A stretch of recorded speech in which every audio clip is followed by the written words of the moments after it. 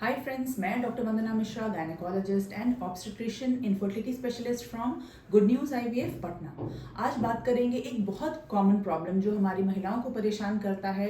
वो है योनि के रास्ते से रिसाव या वजाइनल डिस्चार्जेस के बारे में। सबसे पहले ये जानना ज़रूरी है कि थोड़ा बहुत डिस्चार्ज नॉर्मल होता है और क्या होता है एबनॉर्मल डिस्चार्ज। उसके ये सिम्टम्स होते हैं कि अगर कोई भी डिस्चार्ज बहुत ज़्यादा हो रहा है और आप कि जो अंडरगारमेंट है वो बार बार वेट हो जाता है, या उसके साथ आपको सिम्टम्स हैं कि वो इचीनेस है या खुजली है नीचे के रास्ते में, या वो डिस्चार्ज फाउल स्मेलिंग या बदबूदार है, या फिर अगर उसका कलर नॉर्मल वाइटिश से अलग है, हटकर है, तो वो सारे डिस्चार्जेस एबनॉर्मल होते हैं और आपको अपने गायनेकोलॉजिस्ट को दिखाना होता है। तो क्या क्या सिम्टम्स होते हैं और क्यों होते हैं ये इन्फेक्शंस। तो जनरली जैसे कि मान लीजिए कोई कर्डी या दही के जैसा डिस्चार्ज आ रहा है और उसके साथ बहुत ज़्यादा अगर इची या खुजली बहुत ज़्यादा होती है, तो वो जनरली कैंडिडल इन्फेक्शन या फंगल इन्फेक्शंस को दर्शाता है और हमें ऐसे में वजाइनल इंसर्शन दिया जाता है कुछ एंटीफंगल एजेंट्स का।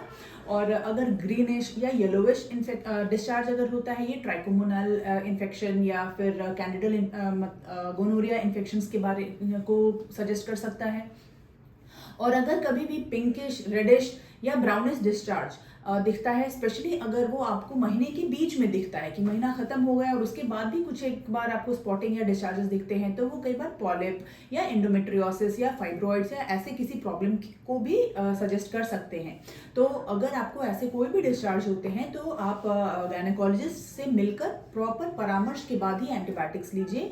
आपको ये इनकरेज किया जाता है कि आप ओवर द काउंटर मेडिसिन या एंटीबायोटिक्स मत लीजिए, और थोड़ी बहुत डिस्चार्जेस के लिए भी एंटीबायोटिक्स बिल्कुल भी नहीं लेना चाहिए। और स्पेशली आपको ये जो वजाइनल वॉशेस होते हैं वो रोज नहीं अप्लाई करना चाहिए। वो हमारे जो नॉर्मल बैक्टीरिया या नॉर्मल जो हमारा माइक्रोफ्लोरा होता है उसको डिस्टर्ब करता है, तो डेली वजाइनल वॉशेस यूज नहीं करने चाहिए। कभी भी गंदे हाथ से कोई टेम्पॉन या वजाइनल इंसर्ट्स मत डालिए। हमेशा अपने हाथ को क्लीन करिए, और मैं सजेस्ट करती हूँ कि अपने फिंगर नेल्स को भी क्लीन रखिए। उससे कोई नीचे के रास्ते में ट्रॉमा भी नहीं होगा और साफ हाथ से इन्फेक्शन होने के चांसेस भी घट जाएंगे। तो अगर आपको कोई भी ऐसे सिम्टम्स हैं तो आप अपने गायनेकोलॉजिस्ट से मिलकर ही आगे एंटीबायोटिक या मेडिसिन लीजिए। Thank you.